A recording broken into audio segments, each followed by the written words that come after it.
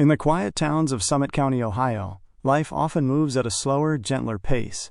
Families gather on porches during summer evenings, children play in wide backyards, and neighbors exchange friendly nods at the grocery store.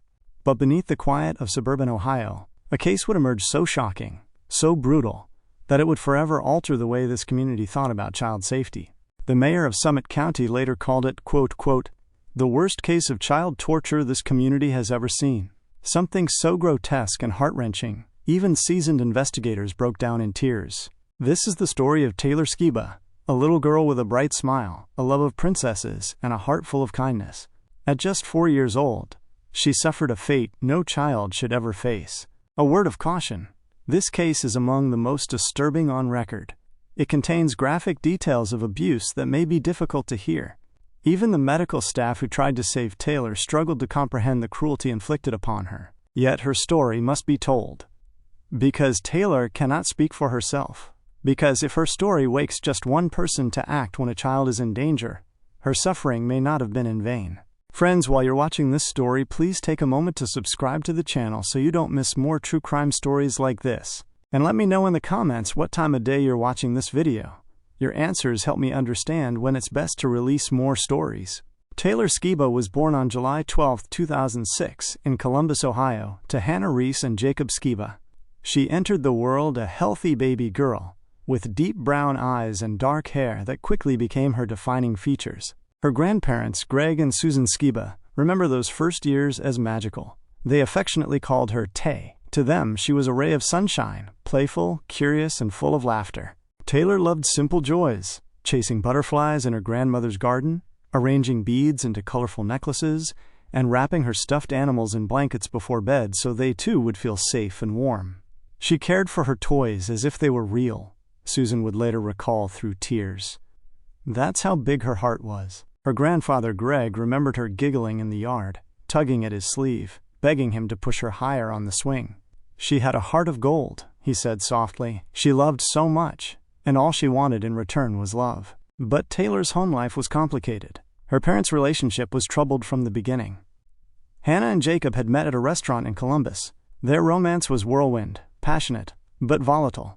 Within a year, Hannah was pregnant, and soon after Taylor's birth, the cracks became impossible to ignore. Jacob, struggling with drugs and anger, became abusive. Their fights grew more frequent, more violent. Finally, the relationship ended, leaving Hannah to raise Taylor largely on her own. Jacob drifted in and out of trouble with the law, eventually being arrested on drug-related charges. Meanwhile, Taylor found stability in the arms of her grandparents. Greg and Susan filled the void left by their son, giving their granddaughter the love and safety she needed. For a while, Taylor's life seemed bright. But everything changed in 2010, when Hannah met a man who would bring darkness into their lives, Joseph Riddell. Hannah was just 29 when she met Joseph Daniel Riddell, a 21-year-old with a troubled past. Their meeting was casual, a chance introduction through mutual acquaintances. At first, Joseph appeared charming. But beneath the surface, his record told another story. Joseph had already been arrested for assault, drunk driving, and property damage. Those who knew him described him as volatile, unpredictable, and consumed by anger. Even his own relatives admitted they feared his temper. When Hannah began dating him, friends and family grew concerned. They noticed her demeanor change. Once outspoken and independent, Hannah grew quieter, almost timid whenever Joseph was around. It was as if his presence drained the air from the room. Despite the red flags, Hannah allowed him deeper into her life. She gave him access not only to her home, but, most tragically, to her daughter. Soon, Joseph was being described as a father figure to Taylor, though his behavior toward the little girl was anything but loving. The Skibas, Taylor's grandparents, grew alarmed. Phone calls went unanswered.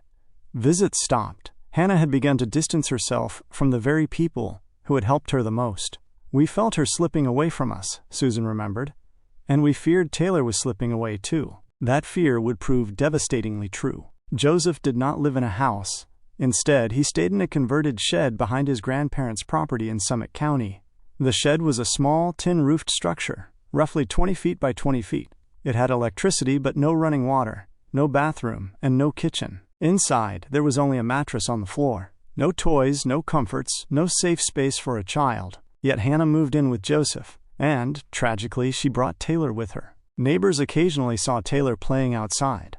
On the surface, Hannah insisted Joseph was good with her daughter. She even described him as stern but loving. But behind closed doors, reality was far darker. Joseph's temper was explosive. He lashed out not just at Hannah, but at everyone, including Taylor. Once, he forced a cigarette into Taylor's mouth as a joke, then photographed her holding a beer can. Another time, he beat her with an electrical cord after she vomited on his chair. Despite seeing signs of abuse, Hannah stayed. Despite Taylor's cries, she left her daughter alone with him again and again. By mid-2010, Taylor's life was spiraling into a nightmare. In July 2010, Hannah needed to attend 10 days of training with the U.S. Army Reserve. She had options. She could have left Taylor with Greg and Susan, who adored the child. Instead, she left her in Joseph Riddell's care. This would be the decision that sealed Taylor's fate. From the very first day, Joseph subjected the 4-year-old to abuse. Because the shed had no toilet, he forced Taylor to use a bucket. When she had an accident, he tied her hands to a beam and whipped her with an electrical cord. The punishments escalated daily. Day 2, Joseph ripped off Taylor's fingernails with pliers when she wet herself. Day 3. In 108-degree heat, he placed a bowl of water in front of her but forbade her to drink, mocking her like an animal. When she leaned in, he bit her ear, leaving ragged wounds. Day 4. He used an exposed electrical cord to shock her, leaving spiral burns on her skin. When she cried out for her mother, he slammed her head into the wall. Day 5. He began recording her torture. In one video, Taylor, tied to the wall, repeated over and over, "When I need to pee, I promise to tell someone." Her voice weak, her body trembling. Day 6. He tied her hands to a ceiling beam and swung her like a pendulum, beating her as she hung. Day 7 to 9. Taylor's body was failing. Broken ribs, deep bite marks, infections. By this point, she had lost nearly 70% of her blood. Yet Joseph continued, sexually assaulting her and using objects to inflict further pain. Day 10. After defecating on the mattress, Taylor was beaten so severely with an electrical cord that her skull fractured. Brain matter seeped through her ears. She lost consciousness. Rather than seek immediate help, Joseph waited hours before driving her to the hospital. When Joseph finally carried Taylor into Summit Medical Center, doctors and nurses froze. Her body was covered in more than 140 wounds, 66 bite marks, some so deep they tore flesh, broken bones, bruises, burns, cuts, signs of repeated sexual assault. One doctor whispered, "There isn't a single part of her body that's untouched." Nurse Mary Butler was so overcome with rage that when Joseph tried to leave, she physically tackled him, dragging him back to the ER until police arrived. "I wasn't going to let him escape justice," she said later. Despite desperate efforts, Taylor never regained consciousness. On July 19, 2010, at 6:30 p.m., she was pronounced dead. Her official cause of death, blunt force trauma to the head. The shed was searched, revealing a chamber of horrors, bloody clothing, exposed wires, rope, pliers, and recordings of Taylor's torment. DNA confirmed what the doctors already knew. She had been tortured, sexually assaulted, and neglected over 10 days of unimaginable cruelty. When confronted, Joseph showed no remorse. Detectives recalled him smirking during questioning. He claimed it was all an accident, insisting Taylor fell or hit her head. But the evidence told a different story. The mayor addressed the press solemnly. "This is not just abuse. This is torture, prolonged, deliberate torture of a defenseless child, and there is no excuse for it." In 2014, the trial of Joseph Riddell began. The courtroom was packed. Jurors wept as forensic doctors described Taylor's injuries. Over 144 wounds, layered one on top of another, evidence of sadistic gratification. Taylor's grandparents, Greg and Susan, had to leave the courtroom more than once. The details were too unbearable. During the proceedings, Joseph remained cold, often smirking. At one point, he joked to a detective, "What are you going to do? Tie me up and cut me to pieces." The defense argued Joseph was a product of abuse, that he suffered from anxiety and lacked parenting skills. They insisted he hadn't meant to kill Taylor, that her death was a single accident. But the prosecution was firm. This was not an accident. This was deliberate, repeated torture. He knew exactly what he was doing. It took the jury just 90 minutes to reach a verdict. Guilty of first-degree murder, kidnapping, sexual assault, and child abuse. The sentence: death. Hannah Reese, Taylor's mother, was later charged with child neglect.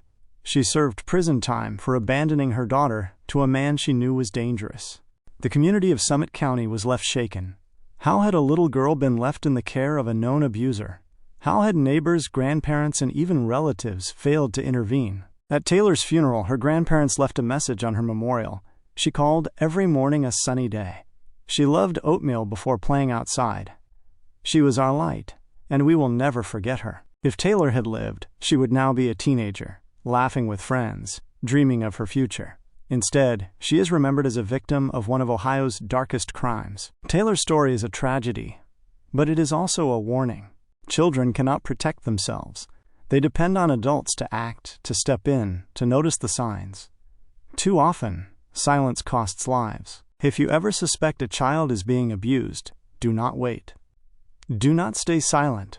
One phone call to Child Protective Services, one report to the authorities, could save a life. Taylor Skiba's voice was silenced, but in telling her story, perhaps another child's can be heard. If Taylor's story moved you, please don't let it end here. Subscribe to this channel for more true crime stories that must be told. Like this video to help spread awareness, because every share, every like, helps these stories reach more people. And comment below, what time of day are you watching this?